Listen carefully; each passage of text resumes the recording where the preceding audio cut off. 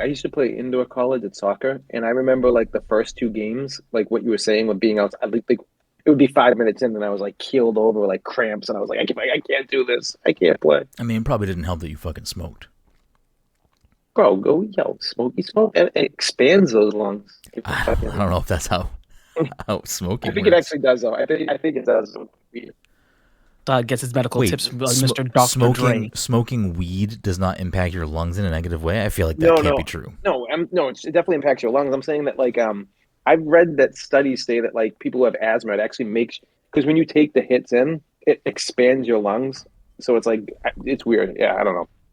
Who knows? I mean, Definitely not good for your I lungs. feel like smoking anything if you have asthma is not helpful to your lungs. I don't know. I've had asthma and I fucking never had issues until now, and I haven't smoked any. I don't Maybe I smoke don't anymore, fucking really. know. I mean, it's different. I mean, what does smoking a cigarette do to you? Like, does it give Nothing. you adrenaline? What does it do to Gives your you like body? light, gets you like lightheaded or fucking like kind of like this weird like lightheaded. The first couple times you do it, after that, it's just like a fucking Just yeah, nothing really. okay. Yeah. So, but smoking weed, I sound like a fucking narc. So smoking weed though, like it relaxes you. So that's helpful when you. And this is not us condoning like go smoke if you're having an asthma attack, No, it is. but Um, like I've had asthma attacks without an inhaler, and I've had to like basically like slow breathing, try to relax my body, get my heart rate down because that can help. So like I don't know, I weed could does see weed that elevate your helping a heart little rate bit though. maybe. But it's yeah, like weed. It depends. Like yeah, it's fucking everyone's body's different with that shit. Yeah. So I don't know. Get an inhaler. That's what I need to do because I don't have one. Anyways, welcome everyone to the Pass Control Podcast. We're just gonna fucking roll into that. A show where a couple of best friends talk about the latest in video games and nerd culture. Sometimes we have guests. Sometimes we talk about smoky smokes. Too much. Either way, we have a new episode for you each and every week. As always, I am your host, Brenden Groom, and joining me on this lovely Friday evening is the anime senpai himself, Mr. Michael Desir. Mike, you got a fresh cut, it seems, unless you have a weird filter on. Nope, just haircut. I'm not gonna lie. I'm getting some Miles Morales vibes from right now, with like the hoodie and like They're not long enough. no, they're not long enough. But like, give it a No. little time. It is a fresh cut. Did you see it? Did you see Miles' hair in Spider-Man 2? I have. I think I've seen some people with The some costume. screenshots of it, but I haven't looked at it. The Adidas outfit that the last costume is based off came out today, apparently. That I did see. Oh, you can actually buy the costume. You can buy like all of the pieces of Adidas and it like Oh, really? is The the hoodie and costume. everything. Yeah. That's crazy. Yeah. I actually kind of want to see what that looks like now. Well, now I know what my Halloween costume for next year is going to be. For real. It's going to be a different zip-up onesie, Mike. I guess Spidey suit is also kind of a zip-up onesie, sort of. Or you could just wear get a puffy coat, because I like that suit with like the Timbs. Yeah. And, So look, You it's a can pull it vibe. off. What if we're just all different versions of Spider people? I mean, that's also an option. Mike's agreeing to a group costume. Okay, first of all, on Halloween weekend, me, Mike, and Jen were downtown, just scoping out costumes, walking around, doing whatever. We were walking down one of the closed off streets, and Jen had noticed the costume, and we did not see it. I don't know how she spotted it because no one else in the group of people that person was with was dressed that we saw as something from that show. But this dude had a really fucking good Tobias. Like, it was really fucking good. Mike, sure it wasn't just a man? I mean, it could have just been a man, but it was probably a Tobias. It was definitely a Tobias because Mike ran to go find the guy and take a picture of him. And I feel like if it was just a dude, maybe his response to Mike would have been a little different. Maybe not. I don't know. Maybe you just want to lean into it. Maybe he was just a never nude and he was walking around minding his own business. Regardless, Was he wearing short jean shorts? cutoffs. Yeah, he was wearing Yes. cutoffs. It was a real good costume. Like a very specific episode of the show, but it was just a good fucking costume. Had the mustache, shaved head. It was great. But that got the gears turning. I feel like at some point we should probably do a group Arrested Development costume. And Mike said that if you be Job, he will be Franklin. And I think that would be absolutely bananas. Pun intended. I don't remember if those were my exact words, but I did say I would like to be Franklin. I didn't care what you did. I'm just saying, like, well, it would just make sense for Dom to be Job in that scenario. It wouldn't make sense for me to be Franklin without like some other. Is there another black character in Arrested Development? Oh, I guess Carl Weathers. Yeah, Carl Weathers. We're gonna make a stew. But I think that would be like if you were just Job and Mike was just Franklin, that would be a scenario where like maybe some people would get it. But if you were ever separated, I don't think anyone's ever picking up what either of you are. Maybe, I don't know. But even then, it's like, I don't know, if I'm going to be a fucking... I feel like it would be easy to be like George Michael if you just wore like a, I don't know, banana stand outfit or something. Right? Did he have a uniform when he worked the banana stand? He must have. When he was manager? Mr. Manager. Yeah, when he was Mr. Manager. We just call it manager. I don't know. Yeah, that's a group. That's a costume. All of those well, I'll walk that back. Some of those characters really only work if you happen to look like the actor. Yeah, that's kind of true too. Dom's tall. Some though, of them, and Will Arnett's tall. I feel like Dom can pull off a Job. You could pull off a Job if you were to commit to dressing like a stage magician, and you had like a bird that came out of a dead dove. Out of your sleeve. I mean, that's a dope costume. Job's probably like some pennies in your sleeves. Yeah, pennies in your sleeve, and just lighter fluid, nothing else. Just something that squirts out. I feel like Job is an easy one for people to recognize. It's like if one of us was dressed up as Michael, like I don't know if that translates without the group. I feel like Portia's character, I feel like, has distinct outfits that you could maybe pull off. You could be I forget. Why can't I think of Michael's sister's name? Portia Rossi's character. What's Lindsay. Lindsay. You could be. You could wear a hook on your hand. Be a hook. Oh yeah. You could be late seasons Buster. That would work. I don't know. I mean, it would be a fun group costume. I mean, Tobias is obviously like a very distinct, has plenty of options. Yeah, Tobias is Arrested Development's mascot character. No, I'm gonna say this, even though it makes more sense for me to say it the other way around. Tobias is Arrested Development's Dean from Community. Yeah, that's like an easy comparison. They've got a bunch of distinct looks, and if you pull off any one of those looks, if you know the show, you'd be, oh, you're Tobias when he blew himself, or you're Dean Pelton when he's dressed up as XY whatever. I was gonna say Frank Reynolds. Also, yeah, I feel like he has enough distinctive looks that, like, if you did it like even close, then somebody would be like, "Oh, you being Frank?" I feel like we could probably pull off like a distinct enough Always Sunny group costume too, especially like based on episodes or something. I feel like there's enough there to do that relatively easy. Yeah, that's fair. I saw I follow the waitress on Instagram, and she posted a video of someone who's dressed up as Charlie specifically when he's working in the mailroom. Like they had a fake what do you want to call it? Corkboard behind them with all this stuff around. Oh, Silvio shit. Pepe Sylvia. Yeah, Pepe Sylvia. All right. Dom dresses as Job. Mike, if you want, you can be Franklin. That's what you wanted. Todd can be, I don't know. Todd's probably a good Michael, to be honest. Todd could probably pull off that. And I'll dress as the fucking stair car. All right, let's commit to this idea, but then none of us do that besides Brenden. So he's just walking around as a stair car. But people will still know what I am, though, so it's a win-win. People will know what you are, so it's fine. This isn't a gazebo situation, Mike. This is not a gazebo situation. I think people would recognize a gazebo. Jen really wanted to make Mike a gazebo costume to go with our Gilmore's Girl costume. And I told her not to do it because Mike's not going to wear it.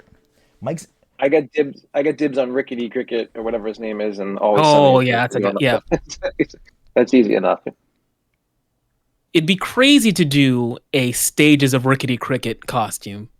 Right, As priest. group costume. So like there's 4 or 5 of you together, and each of you is just Rickety Cricket on the way down. Right. I don't know if I know who that character is. You're a fake fan. Well, I mean, I don't know if I ever said I was a fan. I mean, I am a fan. Well, good, because you're fake. Anyways, also joining us tonight, of course, is the cyberpunk daddy himself, Todd Gary. Todd, how are you doing tonight? I'm here. That he is. And then, of course, rounding us out, as always, is the Disney daddy himself, Dominic 40. Dom, how are you doing? I'm doing well, thank you. Wow. Love to hear it. Love that. We got a great show tonight. Before we roll into that, a couple of quick housekeeping things. This episode, of course, sponsored by our good friends at Goodnight Fatty for in the Salem, Massachusetts area or the North Shore, Massachusetts on a Friday, Saturday, Sunday evening. You want yourself something hot, something sweet, something tasty, something fresh out of the oven. You can head on down to 1 Washington Square and get yourself a delicious fatty. And if you're unaware of what a fatty is, you can check them out on social media at Goodnight Fatty or at Good Morning Chubby and get yourself a delicious, tasty treat. And if you do head down, let them know Past the Controller sent you. Other quick housekeeping things. The PTC Movie Club pick for November is Todd's pick, and it is John Carpenter's They Live. Dom's smirking. I forgot what the name of the movie was. Every time you start saying John Carpenter, I just like picture that Todd had picked John Carter. That makes me giggle. So yeah, we'll talk about John Carpenter's They Live. If I just say They Live, do I need to say John Carpenter? I have no idea. You don't need to say John Carpenter. All right. You have to. I have to now. So we'll talk about that. Committed at this point. Yeah, I'll talk about that at some point at the end of the month. So we'll talk about that at some point at the end of the month. So make sure you watch that movie if you want to hear us chat about that. Did we talk about, or do we know where it's streaming? Where it's available? Do we know this? Yeah, it's on, I forget what it's on. I want to say HBO Max, but I could be wrong. Well, I'll check right now.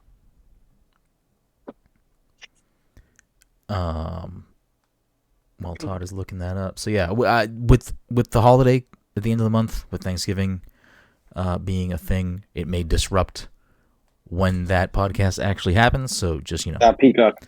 It is. Oh, it's on Peacock. Ugh.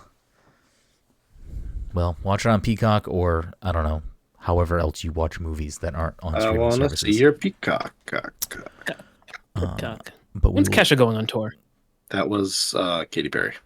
Really? Nice. Well, I stand by my initial inquiry. When can I see Kesha perform live? I don't know, Mike. When can you? Google it. I will. Do it up. Buy tickets right now on the air, live.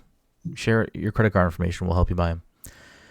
So yeah, I think that wraps it up for housekeeping. We'll roll right into what we've been playing. I'll go off the bat. I was trying to get it done before before we started recording, but that was just short of doing that. I'm at the very end of the Alan Wake Remaster, and initially I was just going to skip Alan Wake 2 because it seemed like maybe it was going to be something I didn't feel like sitting through for like scared reasons. But now it seems like it's not actually as scary as I had anticipated it being. Like I know Todd's been playing it. Is it scary, Todd? Like on my level of scary? It depends. Like, I don't know. Like, if I'm not playing a game at night and like kind of in like a dark area, I don't find games scary. But like, I feel like you could get this some pretty. I'm only like 3 or 4 hours into it. I haven't had much time to play it this week, so it's like, it's got some good little scares here and there. Nothing crazy. Yeah. I don't think it's going to be something that you're not going to be able to get through. Like put it up against RE2 remake and RE4 remake, because I played through both of those. Oh, see, I don't even find those remotely scary. So, but like, yeah, is it scarier than those games? Yeah, I would say. But like the reason it's scary is because like it like incorporates like live action. So like you'll be like, all of a sudden it's like kind of like a jump scare where you see like Alan's face on the TV and it's got like a bullet in his head kind of thing, and like little shit like that. But like more like tension kind of jump scares that they throw in there. But like I said, I'm not like too far into it, so I don't know if it's going to just get a little more wild, which I'm sure it will. Yeah, I don't know. I mean, we'll see. I mean, it's nice to. I really liked Control. I think we all did as a podcast. I think that was kind of a unanimous game that we all really enjoyed. I think it might be Mike's game of the generation. But I mean, I like Control. I played Quantum Break, which I am gonna urge one more time. The three of you should probably play Quantum Break at some point, because I also am pretty sure that there are Quantum Break ties into Alan Wake 2. So you guys yelled at me for playing it and made fun of me for a whole PAX. Remember? I stand by that. I mean, listen, I don't know if it's a good game, but it's just so to tie it back into playing Alan Wake 1 Remaster. I played it initially at some point, 2010 or around when it came out on the 360, but I never finished it. At least if I did finish it, I don't fucking remember the story of the game. I don't think I finished it, but playing it now, like, it hasn't aged super well. Like, it's definitely just an older game, and I think the writing and stuff in certain parts is like kind of weak dialogue, but I think that's just a product of its time. I don't think Control has bad dialogue and writing, and I don't. Remedy's really good at they're good at learning from what they did really well in a game, and then carrying that over and getting rid of what they didn't work. And every game you see the next step. And it's they took this from this and that from that game. And it is funny because I've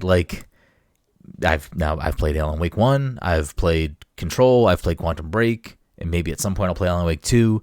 But it is interesting to see their sort of progression, because they definitely have similar themes and ideas, and definitely gameplay DNA. And obviously they've built up this, I don't know if they have a name for it. I think they do. I don't know if it's just called the Remedyverse or whatever, but all of their games are connected in some way.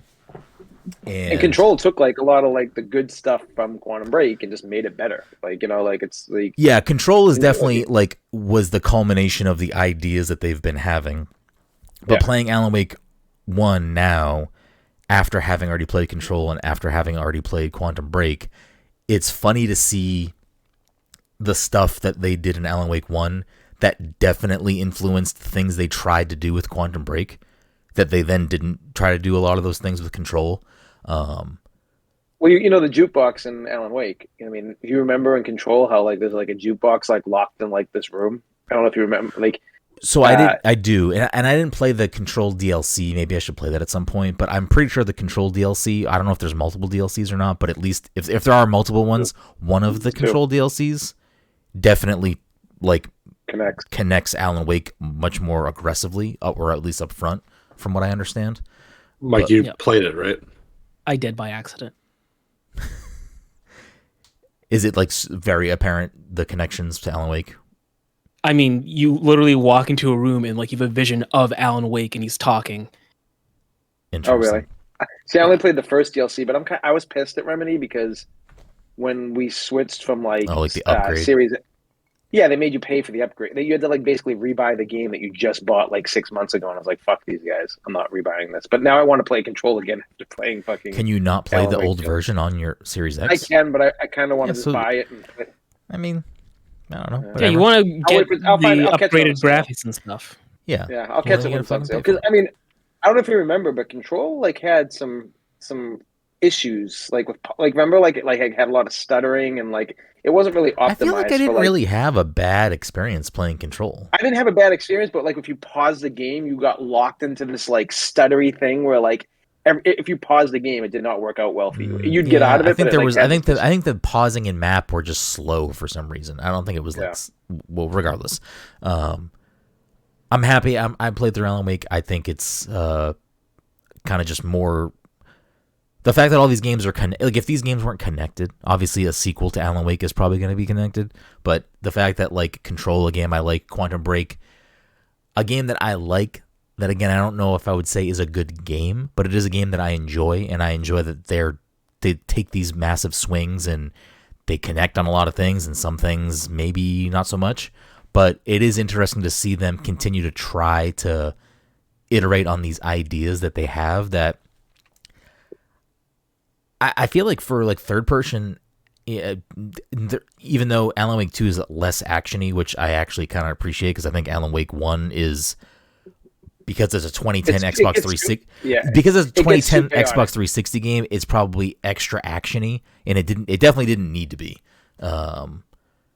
But I think that they're kind of making styles of games that I don't really think anyone else is making. Like, yeah, No, it's people make wildly third unique. person over the shoulder, whatever.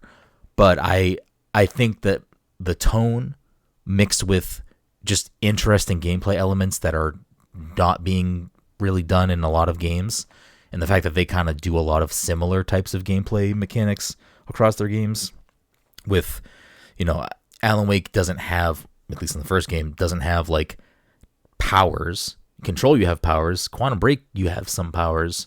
You do, yeah. But the like other things have powers in Alan Wake. So it's like, yeah, they're doing similar things. It was just on the flip side, and now it's on both sides and whatever. Anyways, it's interesting. I'm glad I have the knowledge of the story. I probably won't play they had DLC, right? American Nightmare, I think. Yeah. I probably won't play that unless it's super short. That's not. No, it's a that's not separate on the game, isn't DLC, it? though. Oh, it's Yeah, not it's in the separate. deal. It's not in the remaster. There's two DLCs on the remaster, but not American Nightmare. American Nightmare, I'm pretty sure is its own separate game. Yeah, it's its own thing. It's like a $30 game. I feel like, when it came we'll out. see. I'll look at the scope of what the DLCs are and additional storytelling because I'm invested in that universe enough, especially if I'm going to play on like 2. That at the bare minimum, maybe I'll watch like a recap video or something of cinematics or something just to get like whatever additional story was there. But yeah, I don't know. It's fine. I'm excited It's to fun. get through 2 because like all I keep on hearing is they nail the story. Like the story's phenomenal, and like I'm excited that nothing's been spoiled, and I'm like I just gonna start grinding. The next couple of days I'll play that because I finally finished Spider-Man. So Yeah, we'll get to Spider-Man and you finished it as well, Dom, or no? You did, right? I did not. Oh, but you're close to the end, I think, right? Yeah, I don't have a way to ask Todd, but I must be near the end. Okay. Well, we can talk about Spider-Man in a quick sec. Other things, I finished. I 100%ed Mario Wonder, and I think it's a top tier Mario game. I think the more that I sit on it, I still don't think it cracks into like the top like upper echelon of Mario games, but I do think it is. Especially for modern 2D Mario games, I think it is one of the better ones. And 100% in that game throws a lot of challenges at you. Especially that final level. The final, like, if you're trying to fully 100% the game, the final level that it gives you is not easy. And I had to split that up into multiple days to finish it. It was a gauntlet. But really good game. I'm kind of in a weird space now of, I don't know... I kind of want to go to Yakuza, or now it's called Like a Dragon Gaiden, which is the latest Yakuza game. I kind of want to play that, but we'll see. We'll see what the next situation is, because we also got Super Mario RPG this did month. that just came out? Gaiden? Gaiden came out today, I believe. It's weird. They said they made that in 6 months, and I'm like, what? Like, I believe was reading it's- some article on it. Like, I didn't see it pop up yet, but I believe it's supposed to come to Game Pass day one, so it should be on Game Pass. Maybe as of right now, it's 9:00 Eastern PM, so maybe it's up there now. But when I looked this morning, it wasn't there. Persona 5 Tactica's next week, and I think also Mario RPG's next week. So I'm not really sure where I'm gonna go. I have a bunch of games I need to finish for the year, like Star Wars and Octopath Traveler 2, and I'm sure plenty of others. But where are you at being on the other side of Spider-Man? Has your mind changed? Because I know you were pretty anti Spider-Man last time we talked about Spider-Man. It's like completely changed. I was saying like the story what was driving me the whole time, but I will say this, and I don't like the story gets so good at the end, but I think it has a lot of missteps at the end too. Also, that like I kind of wasn't a huge fan of. Yeah, I keep on seeing people like say how good the story was, and the story is really good. But I think that overall, one story might be better, just with how like the back half of this game goes. But yeah, you know what? I've been digging into the side stuff a lot more, and there's like The side stuff especially- seems very well done this game. yeah. Well, I wish there was more like the flame cult side quests because that is like it makes you feel like you're fucking playing the main campaign. The side quests on those, they're just really fucking well done. And that's like really the only one that's really like that. There's like the Mysterio stuff's pretty good, but it's more like just like challenge rooms in some ways. I'm sure it'll like. Did you do the drones yet? I'm like almost done with those, and I need to do one more base for Craven's whole thing. Yeah. Like yeah. I mean, there's cool like background story going on there. Yeah. There's not like the cinematics that you get from the Flame missions. Yeah, I was like blown away by that. It's just, like this side mission is like legit feels like you just like are still in the campaign. Doesn't even feel like a side mission. Yeah, no, I actually really like the game though. I'm trying to think. I don't know. Like, I think I just went into it so negatively because I really just disliked the first one. I liked the first one, but like didn't like it a lot. And I just think my mindset was like, "Fuck it, I'm just going to go into this game hating it," and it won me over. Yeah, and I enjoyed it. It's definitely, one of my favorite games this year. Not my favorite, but it's up there. And I'm at like 78% now. I'm pretty sure I'm just going to try to get my first platinum. I've never gotten a platinum on PlayStation, so I'm gonna probably just try to get one. Have you looked into it? Is it a hard platinum? No, it's super easy. It's just like doing everything basically, and everything's kind of there for you. I mean, I don't really personally care about platinum trophies just because I primarily play on Xbox for that type of stuff. But I have a platinum in Persona 5 Royal that I went for, and I'm cool if that's my only platinum because I love that game. So that seems like that would be a hard one too.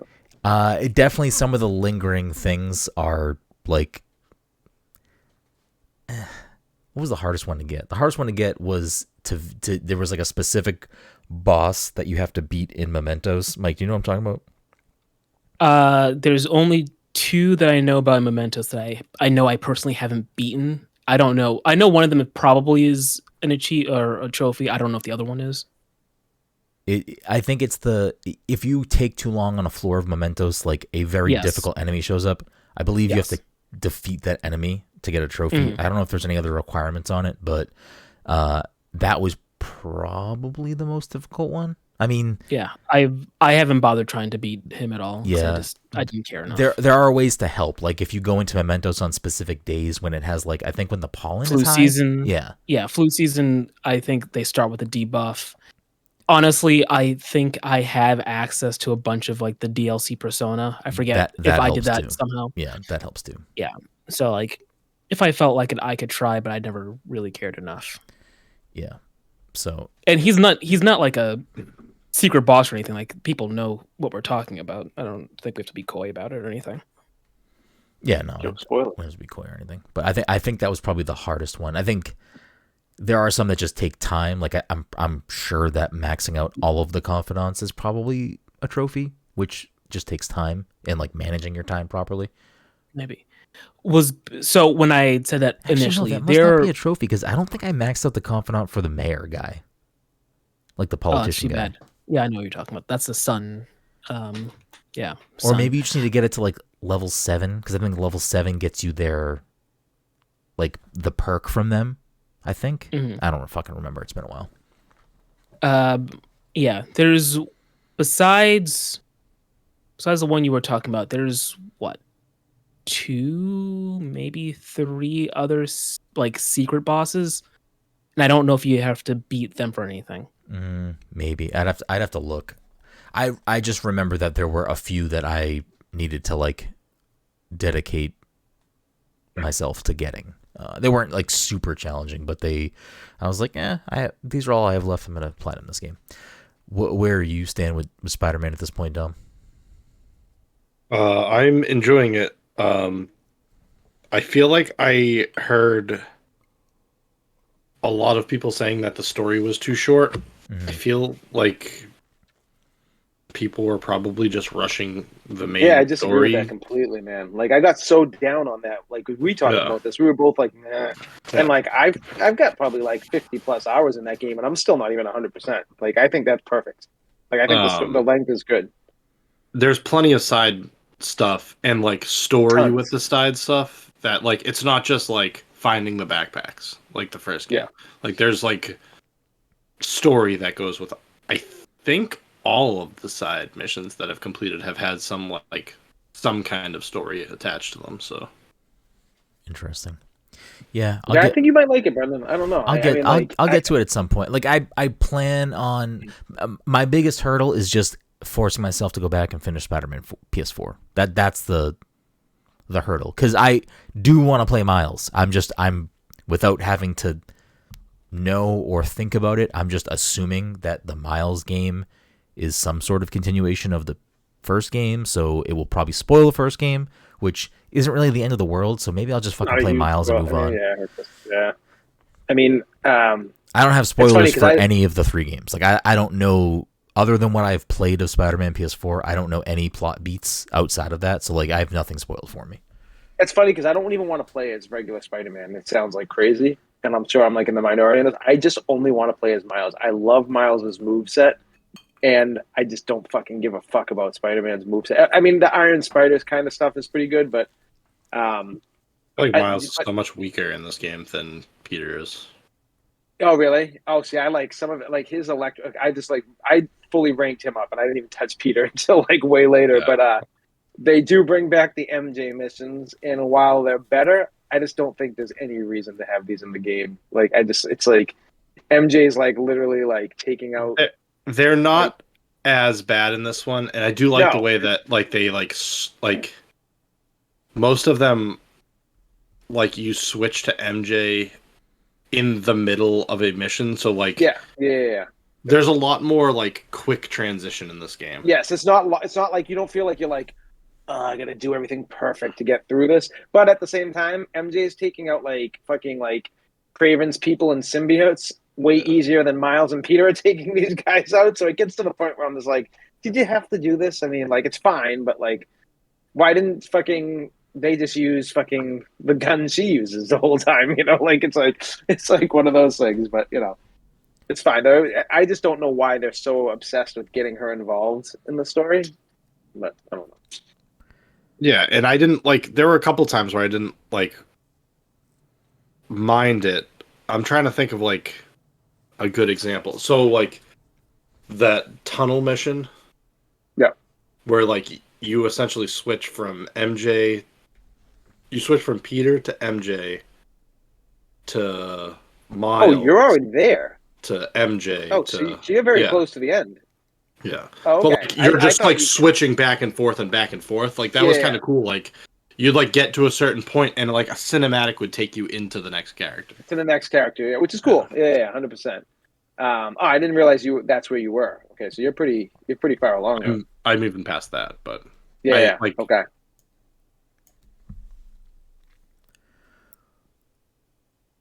I don't really have a way to say it.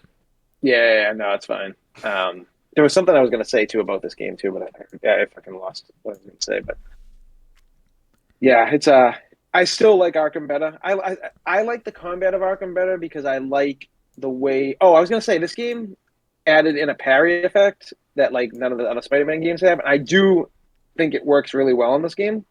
I think it's pretty simple to pull off for the most part. Yeah, it seems too easy to pull off. Yeah, I think that maybe that's a problem. But I like love in Arkham the combat how like there's so many different things you can do. Like you take their guns, you break the gun, and then you're like constantly doing like these combos and grabbing people at the same time and stuff like that. But yeah, it's fun combat though. It's good. Yeah, I don't know. I'll get to it at some point. I don't know if I'll be able to do that this year, but we'll see. There's still 2 months left. It's a game you can get if you're not interested in the side stuff, which I would recommend doing some of the side stuff, not all of it. But you could probably get through it pretty 15 hours or so. It's less so that I want to blast through Spider-Man 2. It's more so I want to blast through the other 2 games, and then if I feel like taking my time with 2, that's a different situation. But we'll see. Mike, have you been playing anything other than Fortnite and Total Mayhem? No, not really.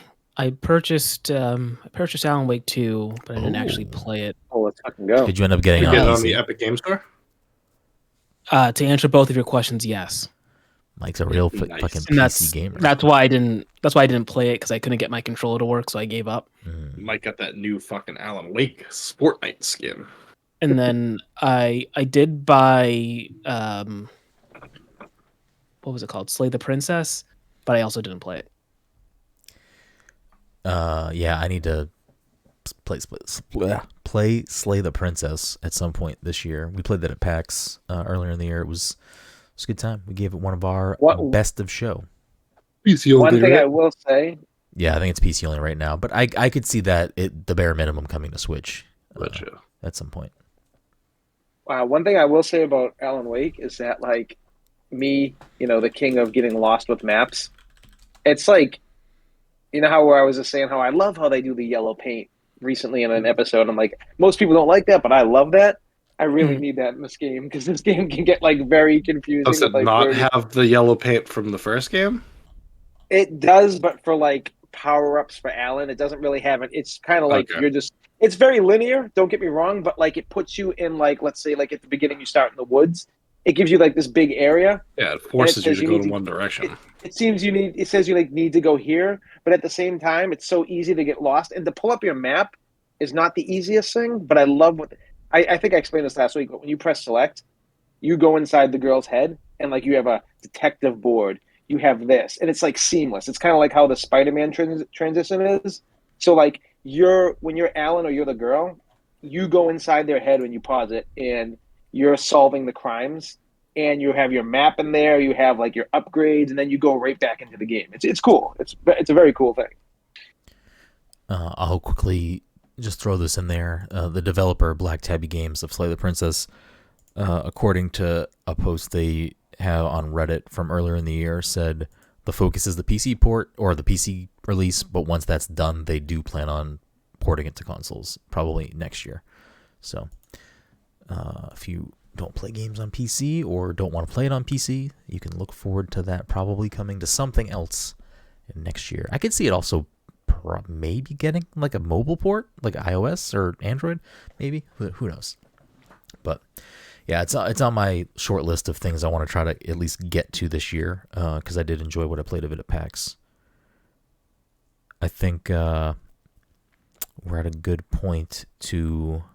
Of course, Todd walked away for a second, but we're at a good point to maybe jump into both kind of just our thoughts right now on VR in the MetaQuest 3 as well as Samba de Amigo Party Central. But before we jump into Samba de Amigo, we'll just kind of quickly talk about kind of the state of VR for us personally and thoughts on just the Quest 3 overall, the fact that 3 of us now have a Quest and we were people that upgraded from a Quest 2. I don't know if you two have any opinions on whether you think this is a good... I think the 3 of us can agree it's a good machine if this is like your only VR. Like if you're going to buy a VR headset for the first time. Yes. Of all the options out there, I think this is probably like the one would be like my suggestion. Like I don't know if anyone else has stronger opinions. I think the PlayStation VR headset is one of the worst investments, personally. I think if you want a PC, I just don't trust PlayStation to support. That like Oculus, but it's not even Oculus. It's not even like, that. It's just it's such a heavy price tag for a wired thing. I heard the wire's not bad though. It's only one single wire, and it's like really thin because I know someone that has it, and it's not terrible. Would you ever go back to wire? No. Yeah. I mean, I'm good with like Quest 2. Like the Quest just won me over like instantaneously. Like the second I bought that, I'm like, oh, this is fucking amazing. This is like what I want. For the price tag of the PSVR 2 and the fact that it's wired, if I was going to spend money and be tethered, I would rather just buy a PC VR headset. Like I feel I feel like if the Quest didn't exist, that changes the conversation about the PSVR 2. Yeah. But the Quest exists, and I actually don't... What is the price of the PSVR 2? Is it $500? Like $600. $600. Yeah, I think it's roughly the same. It might be like 600. It is 600. Yeah. That is a bonkers price tag for something that you need to have a PS5 with. You know what I mean? Like, yeah, that's true too. So yeah, having a PS5, you already spent the $500 whatever on that. but that's essentially $1,000 headset. I feel like $1,000 plus. I feel like not a great investment personally. I mean, to be fair, I spent close to $1,000 on the Quest 3 because I bought the highest gig. I bought the adapter headset adjuster thing. I bought the face plan. I mean, but you're I spent like 850 specs. A, you're an idiot, but also B, like more so just for like for someone that doesn't have a VR headset, I think the entry points across the board. I just really think the Quest is the best value for what the item is, and the Quest 3 is just, it's a very lightweight machine.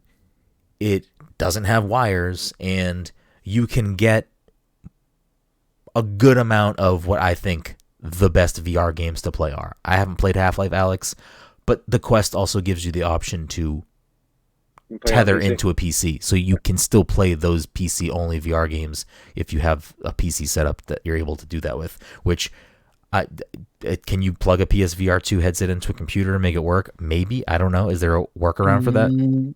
I think if there is a way to do it, and I believe people are working on it, it is a very janky way. Like it might be able to be done, but it's like not the optimal way to do it. The PSVR 2, like, as someone who likes VR and as someone who is a champion for VR, and I think VR has a space in this space, and I think it can hopefully continue to grow and just become a more affordable thing for people that want to experience that type of gameplay. I just think the PSVR 2 is just, it's such a, I don't know. I just really think it's a bad investment, like comparatively to other options. I don't like, will it have exclusive things on it that make it worth it? Maybe, if those like if the Horizon stuff or whatever else is exclusive to that is that big of a deal for you. Stuff's like basically like the Climb for Quest. But it's also just like, is that worth a $600 headset to you? I don't know. If it is, then I'm happy you get that enjoyment out of it. But I think the overall best bang for your buck headset is by far the Meta Quest 3. Different conversation. Because it seems like we're all kind of in agreement that like Quest 3 is the best value for what other things cost comparatively. Yeah. I'm trying to come up with a decent argument for the PSVR 2. I think that it is more niche. I think there is not necessarily a use case, but if you are the person that is super entrenched in the PlayStation ecosystem and you want VR, then it probably just makes, and you probably already have a PS5 and you probably already pay for PlayStation, whatever, and you might get some more value out of getting a VR headset that works exclusively with that. Whereas, yes, if you have the Oculus Quest 2 or 3, then you've got a nice standalone headset and you just have to, pay into that and deal with Facebook's nonsense, which might be a deal breaker for some people. Which you don't have to deal with it anymore. Yeah, you don't have to deal with it anymore. Yeah, you have a Meta account now, which whoop-de-doo Basil. You're still kind of giving your shit to Mark Zuckerberg. Yeah, but I give my shit to everyone at this point, like Xbox, PlayStation, Switch, like, you know what I'm saying? Everyone, Google has everything, so you're I'm saying that there may be those who do have a personal beef with Facebook, that company in general. Maybe they're not okay with giving their stuff to them, but to other companies. Listen, I don't like Facebook. I don't like Mark Zuckerberg. I don't love that they purchased the Oculus platform. But I think it's the best headset. Like it is.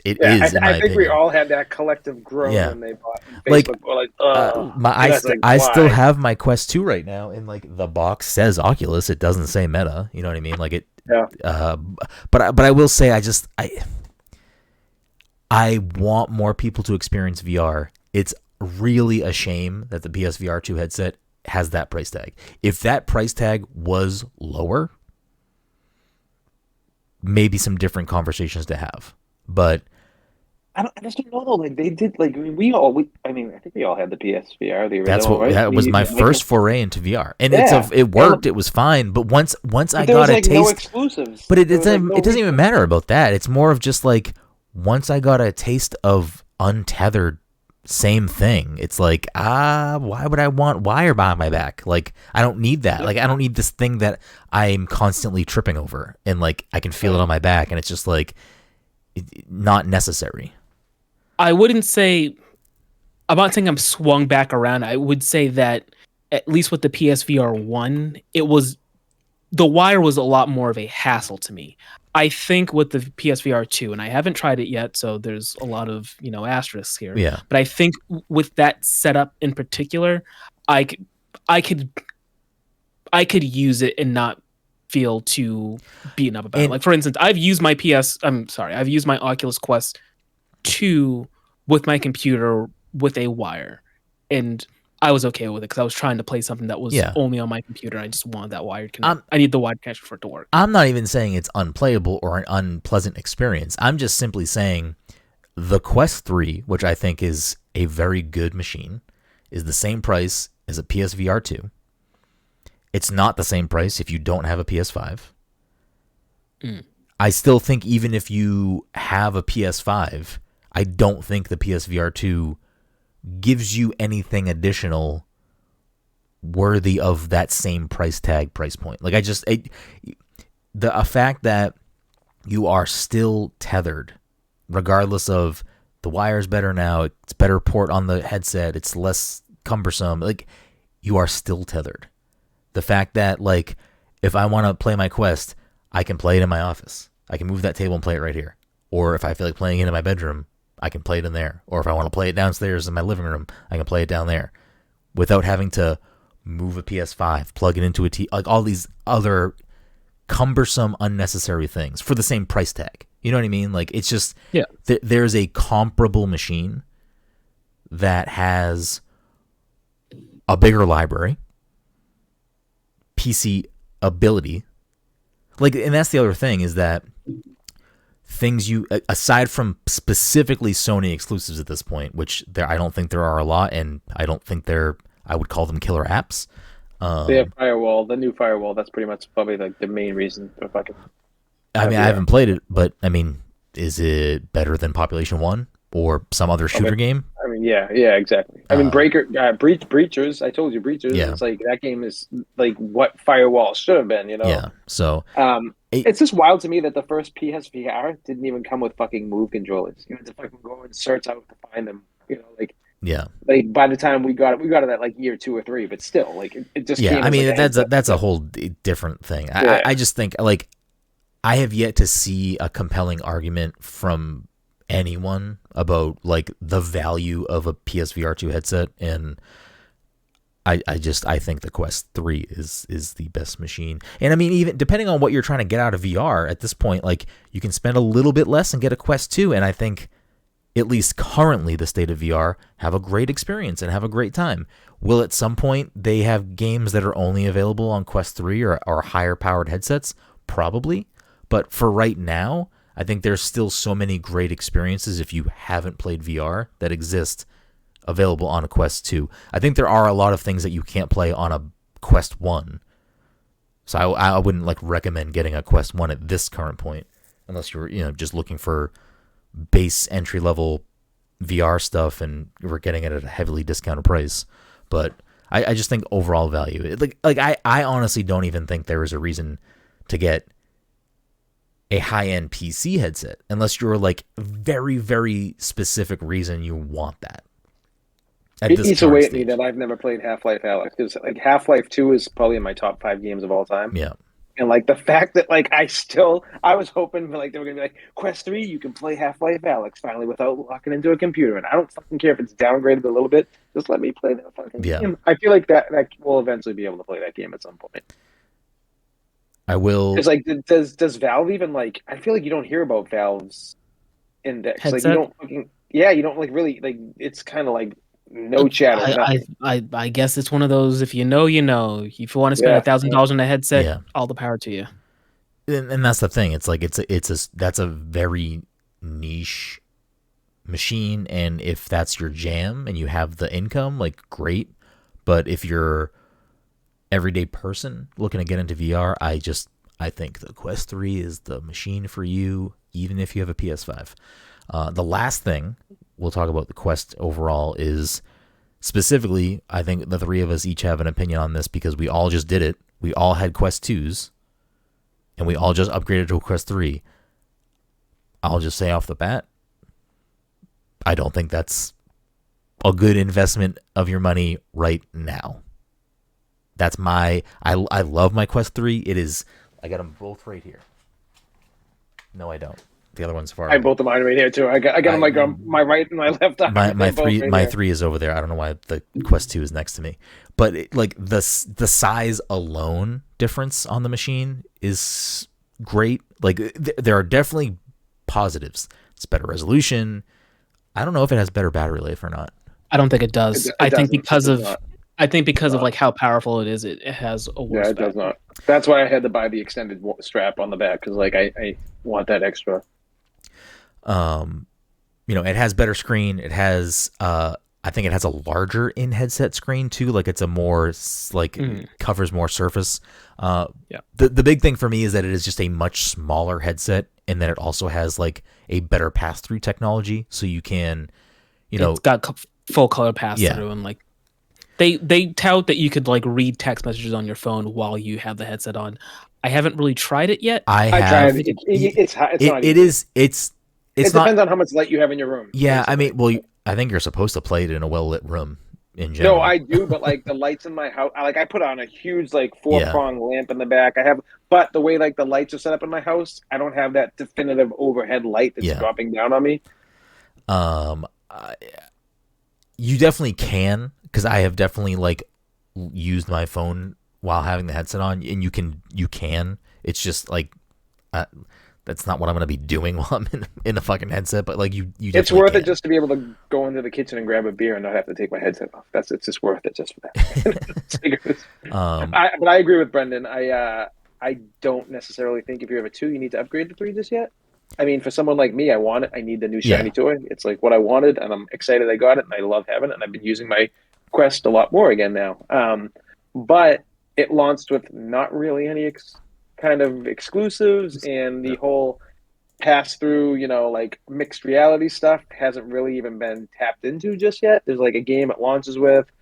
I play Poker Stars, and I can put my fucking I play the poker. It's a new game. It's called a new name now. I forget what it's called, but I can do the pass-through with that, and we're sitting at the poker table in my living room, so I can have my TV on and kind of watch something in the background and see that while I'm doing it, which is kind of funny. But that's kind of cool.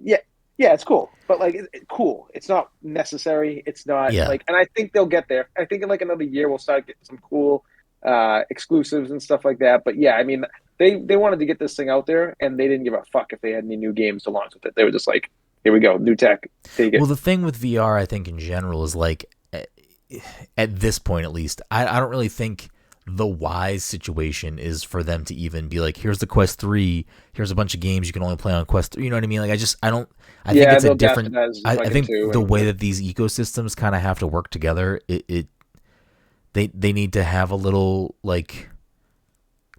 It makes more sense for them to launch this thing and then optimize old games to run well on the new basically hardware. What they've been doing. Like every week there's like a couple new games that have had updates. Yeah. So I'm a fan of VR. I hope VR continues to grow as just like a whatever platform you're using. I just hope more people are getting into it. I think there's a lot of value there. I mean, obviously, aside from playing games and other cool experiences, it like legitimately helped me lose weight when I decided to use it that way, and I still do exercise in VR, which I think is just a good option for certain people. I think that's just what can work for some people. It worked for me. Did either of you guys get the, what was it called, Quest Plus or Meta Plus? What's it called? Yeah, I have it right now. I don't know what that is. I got 6 months for free for getting the higher gig one. Yeah, I think I got that email too, but I don't know if I already redeemed it or if I don't know how to redeem it, I guess. Or Azure's Wrath. Yeah, Azur's Wrath. Dude, Azur's Wrath, too. Like, apparently that first one's good. That's going to be, like, the quote-unquote next-gen Quest 3 game, because it's supposed to be, like, a 40-hour single-player experience. It looks pretty bonkers. It's like a RPG, like... It looks pretty cool. I'll give it a go. Yeah. I mean, we all bought the headset, so we got it for free, so... Yeah, we all get it for free, so... And it's like, and that's like 60, it's like 55 gigabytes that fucking game. So I'm like, that's why I bought the higher one, because I'm a little nervous if like games start being like that. Sure, you can delete them and everything, but like, I fucking hate yeah, I don't want to deal with downloading deleting shit. and read. Yeah, No, I'm fine with it's it. like, It doesn't bother me. I'm looking on the Quest website or the Meta website right now, and it looks like the battery life is better by 0.2 hours. So sure, get your extra fucking 20 minutes out of it. The few reviews I've seen made it sound like the battery, it drains the battery. So it might have a better battery, but I think it just drains it faster just because of the hardware involved. I think with the bonus headset I got, I can get like 2.5 hours out of this. But this, I mean, I'm usually never over an hour and a half. You know, it's like only so much you can do. You know, like I rarely play that long. I think I might play half an hour, 45 minutes max, and I was like, all right, I'm done. Yeah, the worst part for me is that I feel like it doesn't, and this was the problem with the Quest 2 as well. I don't think it holds a charge well when you're not using it, and there'll be many times where I go to be like, oh, I'll do fucking 30 minutes of Beat Saber or Supernatural right now, and I'll fucking go to turn my headset on, and it's fucking dead, and I'm like, wonderful. See, I leave mine on the charger at all times. I asked Amanda to get me the docking station for Christmas. I was like, you know what? I never have anything for her to get me, so get me that shit. Todd is the true VR champ. He is. So yeah, I don't know. I think we all kind of sounds like we all kind of line up the same on those thoughts on the Quest. It's like if you're new to VR, it sounds like it's probably the best value to get a Quest 3. If you have a Quest 2. Unless you are a like enthusiast level like Todd and just want the newest thing, sure, go buy it. But I think otherwise we're all kind of just like, it has good upgrades. It has good upgrades. It's just the need to do that upgrade right now is probably not really there. Especially with the price point, because even the cheaper one's 500 versus I think the Quest 2 is 300. The Quest 2 is 300. That was a fucking steal. Like, and it's crazy. And we bought it before it jumped up to that price. Yeah, we bought it when it was $250, I think. After that too. Yeah, like it was insane. Like it's we definitely got in at the right time. So I don't know. There's that. I guess we'll kind of bookend this conversation with our thoughts. Are you going to buy a Quest now? No. He's getting a PSVR 2. Why don't you just give him your Quest 2, Mike? Why don't you shut your damn mouth? All right, don't give me. You won't play it? I don't know, Dom. I'm telling you, it's something like one of these things where like I never thought I'd enjoy it, and then like all of a sudden I'm like, I want to play this every fucking night. When I got my Quest, I played that like nonstop for like 6 months. There are a lot of really good experiences to have in there, and because you're a fan of rhythm games, I think you would actually really like Beat Saber. I think Dom would turn into a Todd and just start messing with people in VR like group environments. He would just be an asshole. Oh. He's gonna download all the Shrek and Kermit skins in VR chat and go nuts. Yeah, right. Hey, have you guys seen this video VR poker? Oh, the guy that poops. The guy that's on the toilet while he's playing. So Samba de Amigo Party Central. Todd, how are you feeling about this newer release? I mean, I'll say this: it's the best game I've purchased since I've gotten the Quest 3.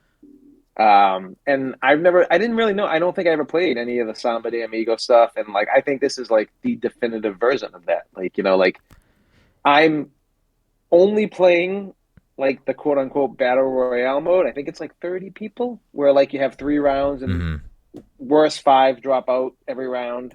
But I'm fucking loving it, man. It's so fun, and it's just like the vibe, the animation, everything about it. It's great. It's easily. That's probably in my top 10 favorite games of the year in this heavy year. Wow, it came out of nowhere. That's actually surprising. I was not expecting you to say that. It came out of nowhere, and like I just because I remember I texted you. I'm like, I bought Samba de Amigo. Like I just got a code, and I'm like, I don't even know why I bought it. And then like I think like a couple minutes after, I'm like, this game's fucking amazing. You know, like, it's so good. So I was in this like I played Samba de Amigo when it was a Dreamcast game. I never owned it, but I played it. I think there might have also been a Wii game as well. But when this got announced as being, you know, a VR game, it's also, you know, it's on Switch. I don't know if it's on anything else, but I know it's on Switch. Maybe. Oh, and it's on Apple Arcade. I was curious about the Switch version. I was like, it probably makes good use of the Joy-Con. Like, that might be something I grab at some point. I was interested in it. And then, friend of the show, Jesse Vitelli, had gone to like a specific. He went to an event to cover and see specifically some Sega games, and Samba de Amigo Virtual Party was one of them, the VR version. And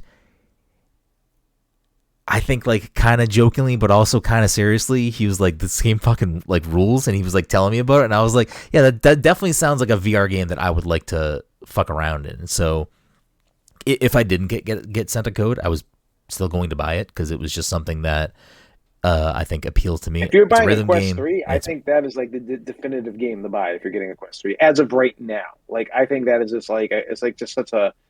It's so good. It's I mean, I haven't cranked it up like you do with your exercise game, so I'm sure you can crank this game up, because, like, I was working the sweat on, like, the base mode, like doing, like, you definitely do get a good sweat playing this game. Like, and I wasn't even really playing with the settings a lot so far, but it has a decent, like, catalog of music. I kind of wish it was a little bit deeper. I think there is already DLC, and there'll probably be more DLC. There's already songs you can buy. And stuff, yeah. So it definitely has, like, some jams on there. It's a good time. I mean, I can't speak to, on other headsets, but at least on the Quest 3, I feel like it tracks my movements pretty well. Like, it doesn't feel like if I'm missing notes, like, it's my fault and not like the game's just not registering what I'm doing. Did you know you don't need controllers? Like, when you're playing, you can use your hands. Oh, I did not see that option. Yeah, you can do that. Yeah. Interesting. No, you don't have to change it. It's just because of, like, the cameras that they got in front now, you can, like, use your hands to, like, to do stuff now and everything. Interesting. I mean, it's definitely a really fun rhythm game. It's definitely something that, like, I don't know, none of us are doctors or fitness experts, but I mean, I play certain games in VR to specifically work up a sweat and measure my heart rate with my Apple Watch, and you can, like, put a calorie tracker, like, movement tracker on in your headset too, which I have that turned on, and I feel like it can also fit into that category for me of, like, I can work this in my regular rotation of, I want to just be a little more active tonight real quick for 30 minutes or whatever. And, it's great for that. But I think it is also, like you said, like, it's a fun game. It has different modes in there. Like, you can, I forget what some of the modes are called, but there's, like, a more campaign-centric mode where it's like you got to do specific songs and get certain, like, tasks done in the songs to, like, grow your social media follower account in the game, so you can, like, unlock more levels and bosses and stuff. So it has some fun, interesting things to give you other reasons to play or play around with. It has, party elements mixed in where it has, like, items and stuff that you can activate that, like, introduce different types of, like, I'm sure you've, like, run into, like, the baseball thing where you're gonna, like, hit the ball and stuff. Like, it interrupts the song and you're, like, doing different things.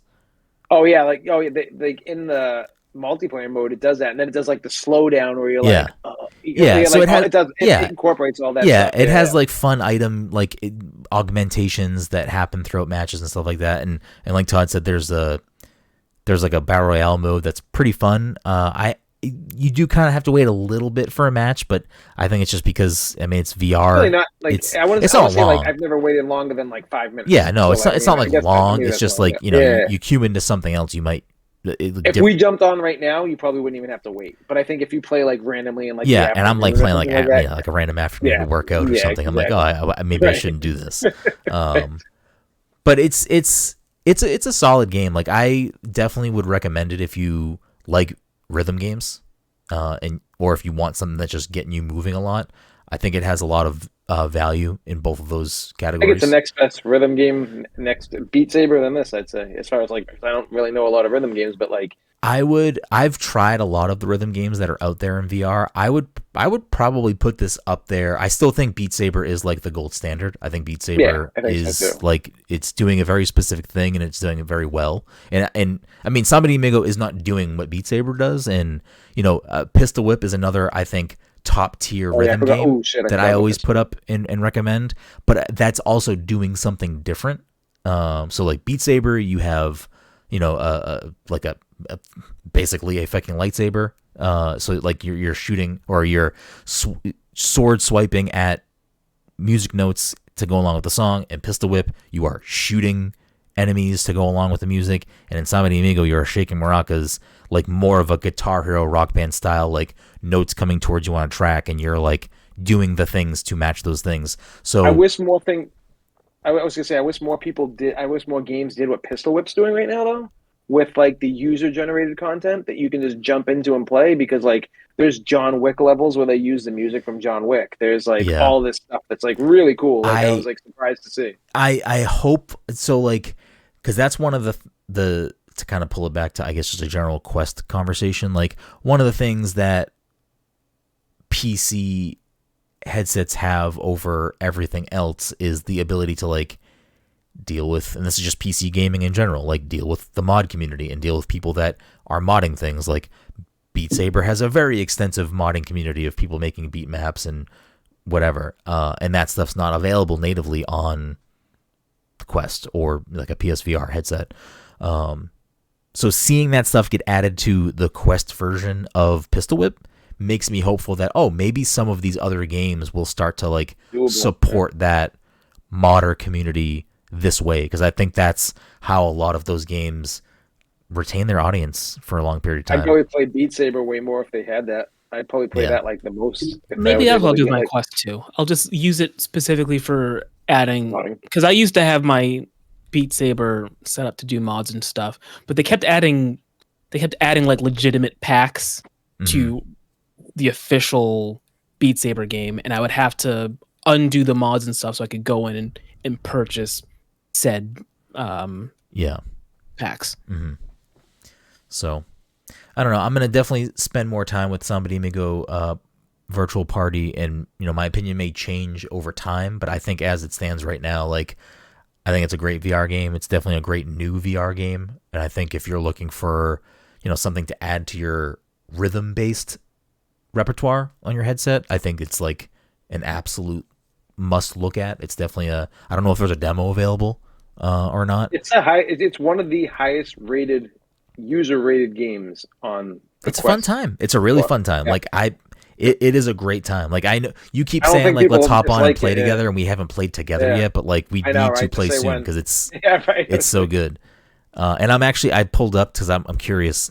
So for like additional music packs already available, they have a Sonic one, one that's just labeled Japan Culture. They have a general Sega one, a K-pop one, a Persona 5 one, and then a few other ones. So I mean, they've already I don't know if these are all available now, but it looks like they are. That's 8 music packs already available. So like they're at least up front super supporting the game with additional music and stuff. So I think if this game does well and has a committed audience, I could see them continually adding more music in there. But it's a good time. I'm actually surprised with like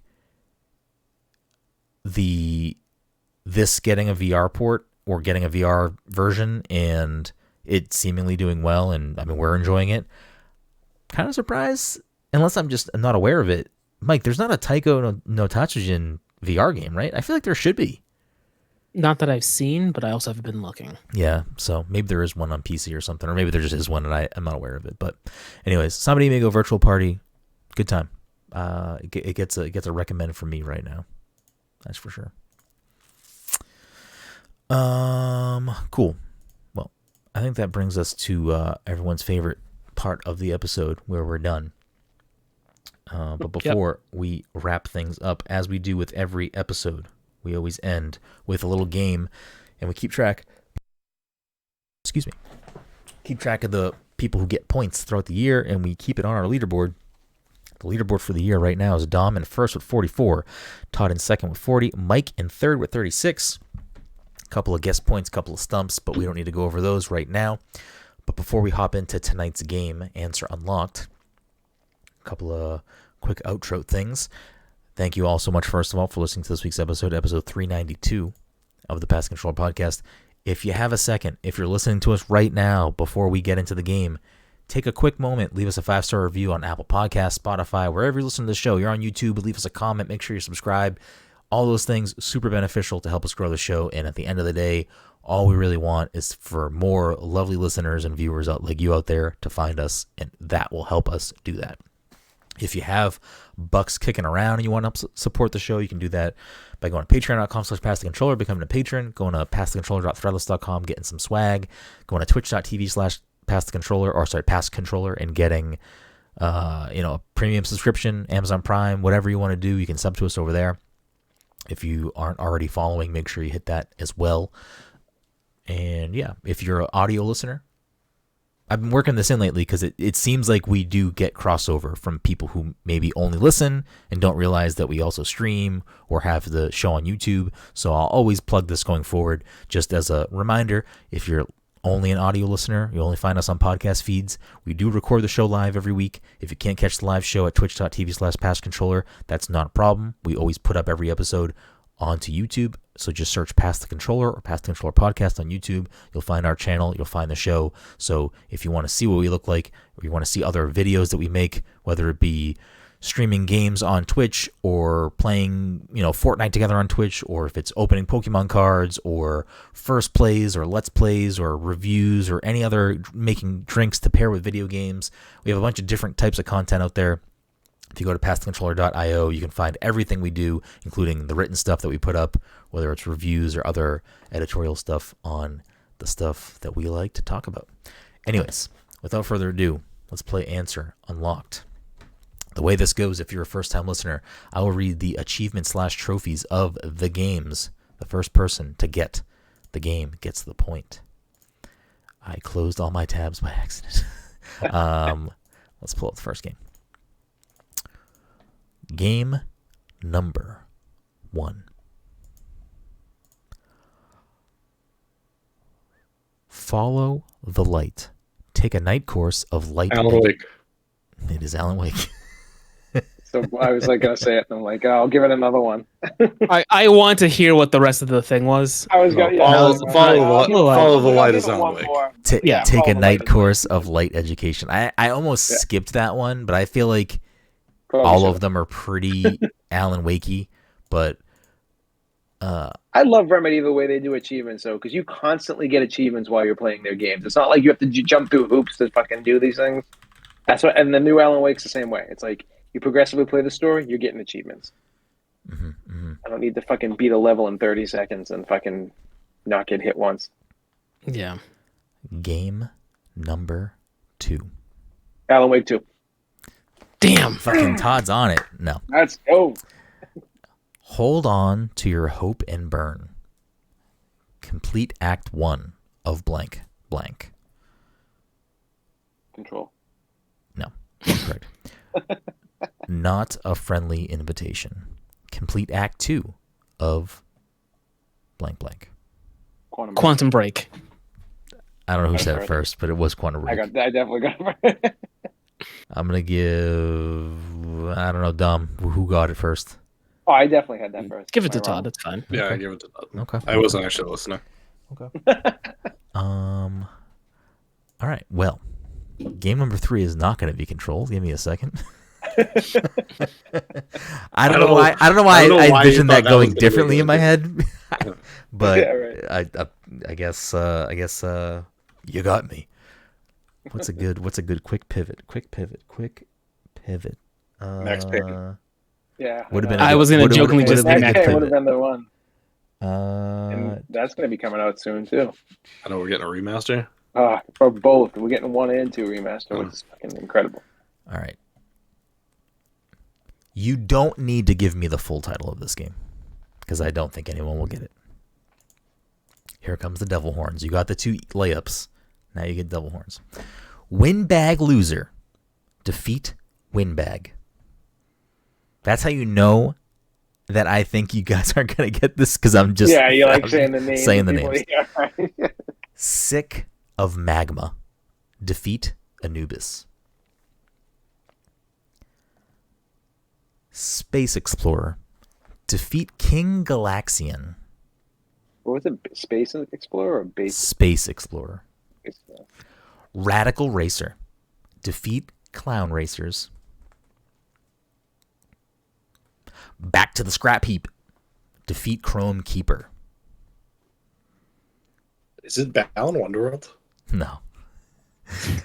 The name's like all something Yeah, ridiculous. I mean, that's not a bad I guess. just have to check. It's not a bad guess. The Real Deal. Defeat Talkman. Speed Racer. Finish Clown Prix in 140 seconds or less. Space Ace. Clear the King Galaxian episode with no misses. I have to pee so bad. I don't know if I can read all these. I have to pee. I've had to pee for so long. Talk about something else for 2 seconds. That's why you gotta wear a diaper when can't you hold it. fucking do these things. Oh, this guy and his fucking little little pee break. We should just all right. remain silent. Just Yeah. remain silent this entire time. Don't fucking say Look. anything.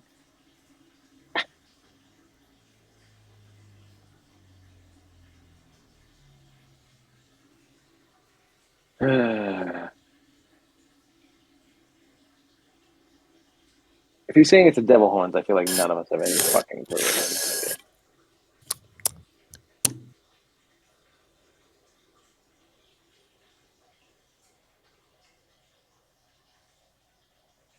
What's the deal? Oh, I wonder if this will happen if I. No, not this one. Not this one. I don't know how to. Why oh, do no. people ride buses? There it is. Todd still can't hear sound. I can't fucking- hear anything. I just press them and, nothing happens. At some point, we'll figure it out for you, man. Yeah. If you play a sound clip, does it play through the? Sorry, I had to Stream? fry some bacon real Oh. quick. What happened? Don't worry about it. Don't worry about it. That's not important. Okay, all right. Anyways, I thought I could hold it. I was trying real hard for like the last 25 minutes. I was like looking at the clock like, I don't know if I can do this anymore. Family Man. Rescue your first family member. Is it Octodad? Incorrect. The People's Hero. Rescue all family members.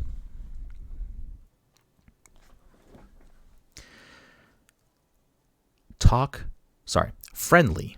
Talk to all family members on Ghost Island. Oh, it's Peppa Pig. And, Not it. It's damn it. Bluey. It's that Bluey game. oh, shit. Is that out yet? I don't No, know. I don't think so. Covered in fruit. Collect all the fruit and clear a bonus stage for the first time. Bonus Stage Master. Clear all types of bonus stages. Bonus. Pirate Ship Area Maze. Clear all Pirate Ship Area Maze stages. Ruins Area Maze. Clear all Ruins Area Maze stages. Skip down a little bit because it's just more of that. Maze Master. Clear the Maze Marathon mode. Gambler. Play slots 100 times. Is it Risky's Revenge? Incorrect. Fever. Is it Half Genie Hero? Incorrect. Fever. Activate a fever in slots. Jackpot. Line up a Galaxian in slots. Beginner's Luck. Line up a pattern of 2 in slots for the first time. Is it Sonic? Incorrect. Sonic Mania? Incorrect. The King's Crown. Get a gold crown on every stage. Oh, yeah, it's definitely not Sonic. Foodie. I heard slots. I'm like, oh, Foodie. Eat 200 fruit. Original mode excluded. Oh, it's Pac-Land. Incorrect. Back World. That sounds, but it could be right. Sounds like it's right. It's incorrect. Return to Back World.